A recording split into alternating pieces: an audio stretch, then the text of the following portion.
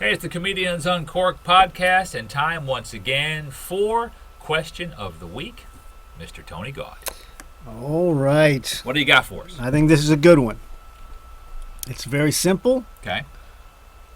but maybe not so simple. Here's the question, and you can answer it in the comments if you have a good answer.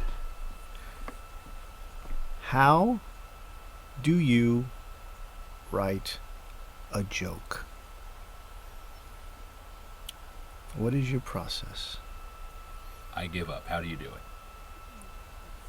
Man, are you asking me? I'm asking you, how does Pat Largo, and then I'll answer, Okay. what's your process for writing material? I'm kind of ready at any given time, like with recorder on my phone, like when it comes to ideas first, right? Because, I don't know how many times you've done it. You had a good idea and you're driving, or you're in the bathroom or something like that. You don't have your phone with you or a piece of paper, and by the time you do something, you forget the premise or the body of it, and you go, Gah! So I have that ready.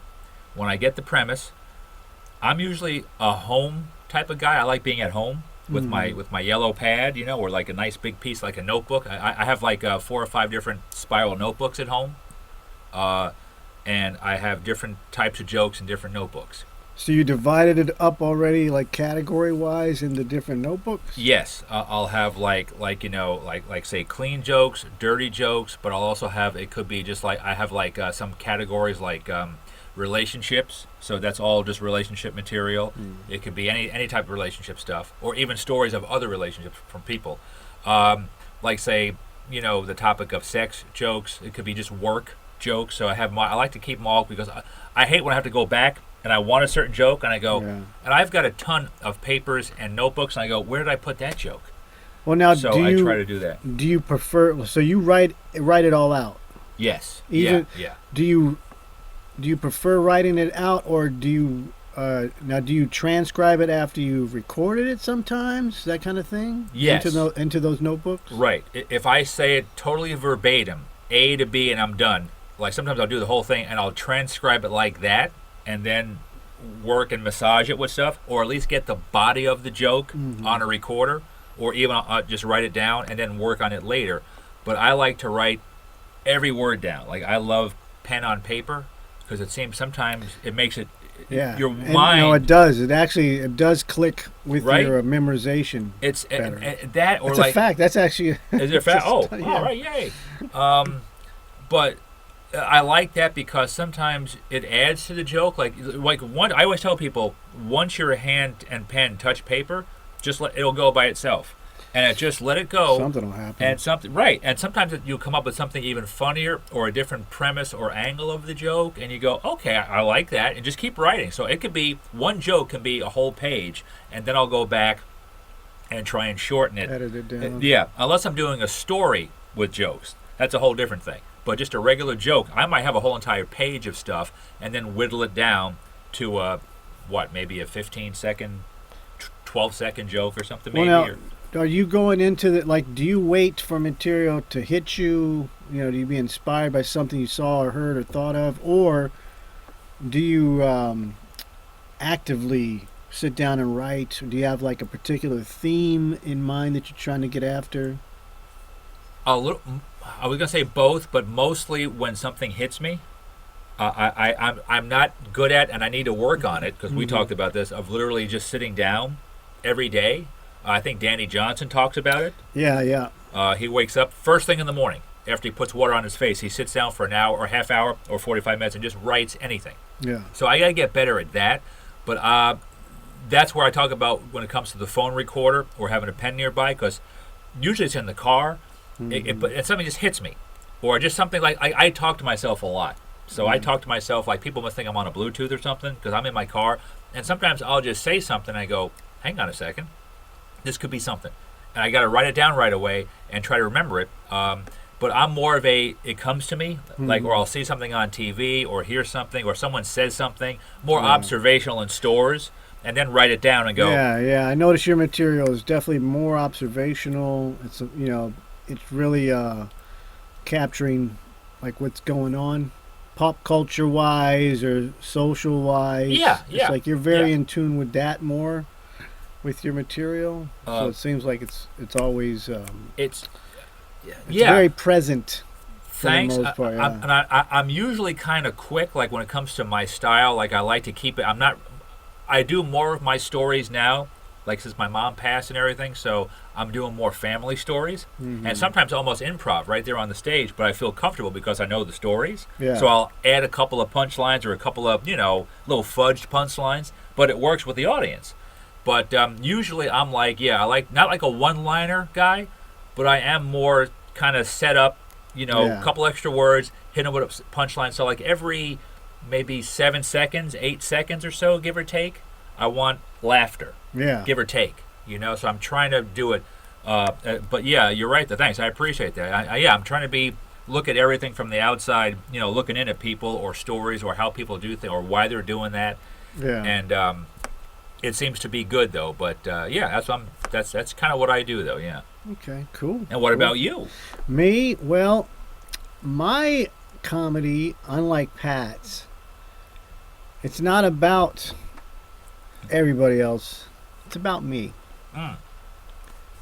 I do my writing has evolved. I've been writing for a very long time. So eventually you find like your particular style, Yeah. your particular process. And I used to do the thing where I would write every day, just writing stuff, whatever, anything, everything, from personal stuff to observational.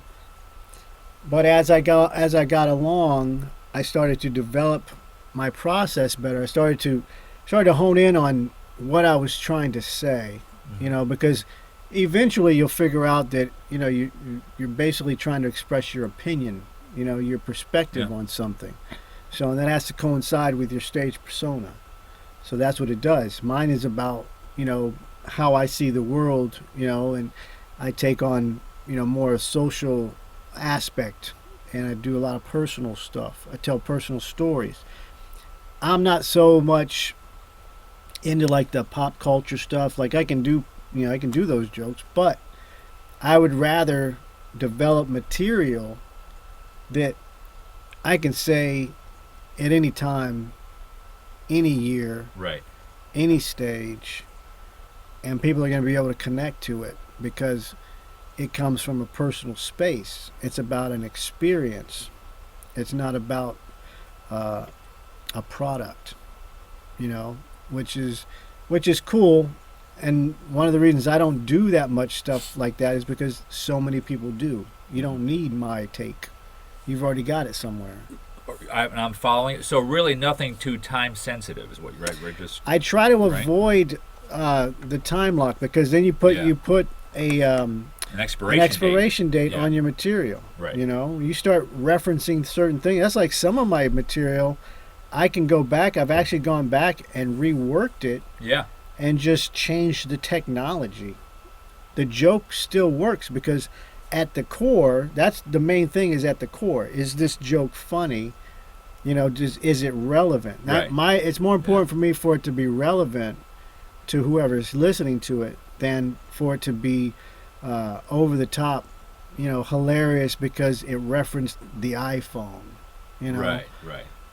It doesn't matter. You can change those things, every year, but that gives you a core of your material that people are going to relate to you and they're going to identify you. Yeah. So it's like I could do like I got my like I can do my ditch dog joke. Mhm. Yeah. Yeah. Yeah. That's a classic. That's a part of that's like a piece. That's a signature piece. If I do the ditch dog, it doesn't matter when I do it because everybody's going to be able to relate to that bit. Right. Yeah. You Yeah. know, the same thing with when I talk about working, day jobs and office work, that kind of thing.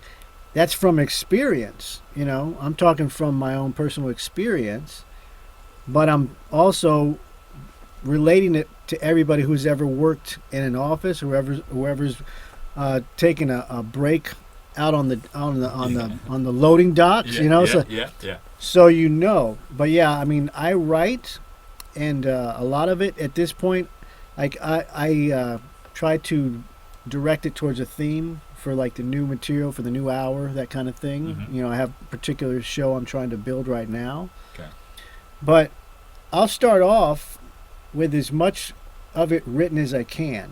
If it only comes to me like a single idea, like a line, I'll write that line down and then I'll take it on stage and start writing on stage, working it out Mm. on stage in front of the audience, you know, to find out where am I going with this? Right. Because sometimes there's a nugget, but you don't know where, you know, why this came to you. But something in your subconscious is telling you there's a bit there, there's something you need to talk about. And you may find out that it has nothing to do with that initially. You know, this is just the nugget, but where you go from there is completely different. But it's solid because it's like you're seeking something.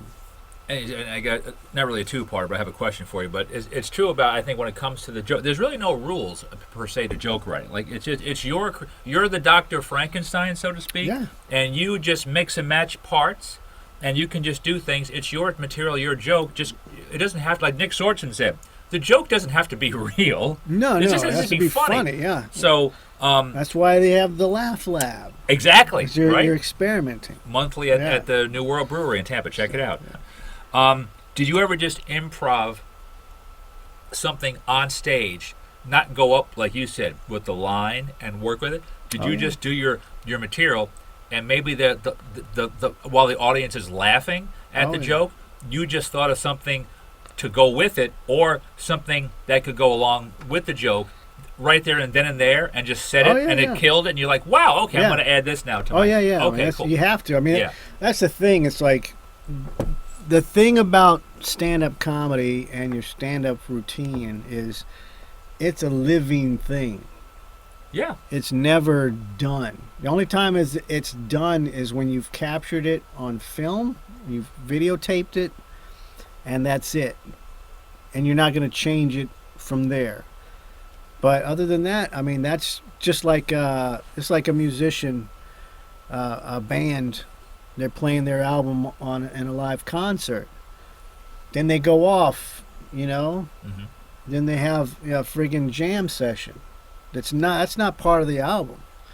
But the same thing with comedy. If it hits you, you know, if depending on how bold you are, you know, say it. Hmm. That's how you build the stuff. That's true. Take a chance. Like there's things that had nothing to do with the bit that I came up with on stage. Right.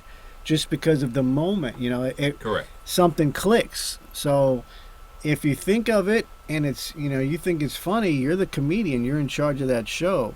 Say it on stage, and then hopefully you can write it down, or somebody's Mhm. written it down and you recorded it, because then you could work it in. Now you start to build on that. But I've done that plenty of times Okay. where, you know, Yeah, I good. go up. I always leave room to go off script and to add to the bit and add to that moment. So Stories? Are you then more? I know you said you do some personal stories, but are you more than you're more story? Because you're not really a setup punchline type of. I'm both. guy. I'm both. I'm what you call balanced. Okay. All right. I tell stories Yeah. and I do short jokes. Right. You know, I do bits and I do jokes. Right. You know, I do one-liners and I do personal stories. That's Okay. because you know why? That's because that's the kind of show I want to see. I write clean. I don't write anything out of you know. If it's a dirty joke, then that's how it was written.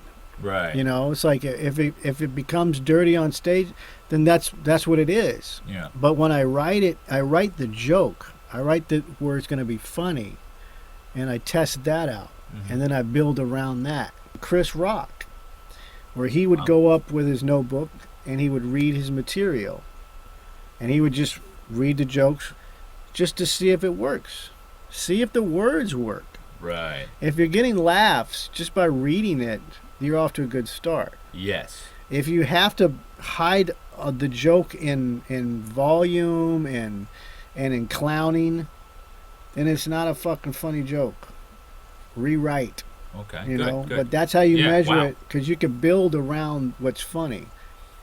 Okay. If it's not funny in the first place, you're just building on a house of cards. Yeah. You know, it's not going to work, and if it does, it's not going to work consistently.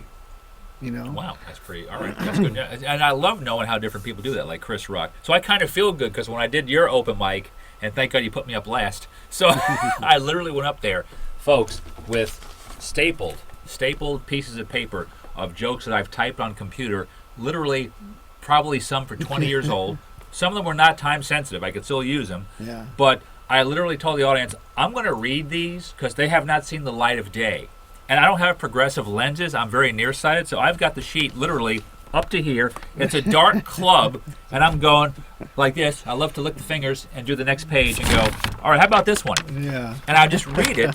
Some got some laughs. Others did not get some laughs. But Yeah. now I feel good knowing that, But that's that it. Mr. Rock does You that. know, That's pretty cool. It's those simple things, like when you're writing. It's like, if you don't know where you're going with it, that's fine.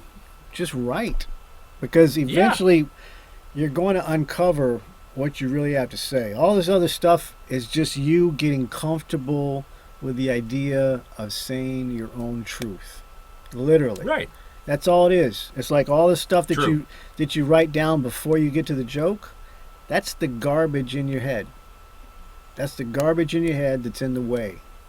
You have to get all of that out before you can start to think clearly about how you feel about shit and commit to it. Because that's what it is. Put it on paper and then commit to it on stage. Very well put. That's exactly right. Congratulations. All right, now go do a joke. Go do it. Let's get out of here. Be funny. All right. That was the question of the week on the Comedians Uncorked podcast. We'd love to have your comments, whether you're a comic or not. Just leave them anywhere you see this right here, YouTube, our Facebook page, Instagram. We'd like to hear what you think. And what the hell? Give us a one-liner, too. Maybe we'll read it sometime. Hey, how do you write a joke? Yeah, how do you write it? Write one. He just told you how to do it, for God's sake. We'll see you next time. Did I? You sold me. Good luck. This is the Comedians Uncorked podcast with Tony Gaud. I'm Pat Largo. Comedians Uncorked. Don't forget to check out our Comedians Uncorked YouTube channel and just click on that subscribe button. Thanks.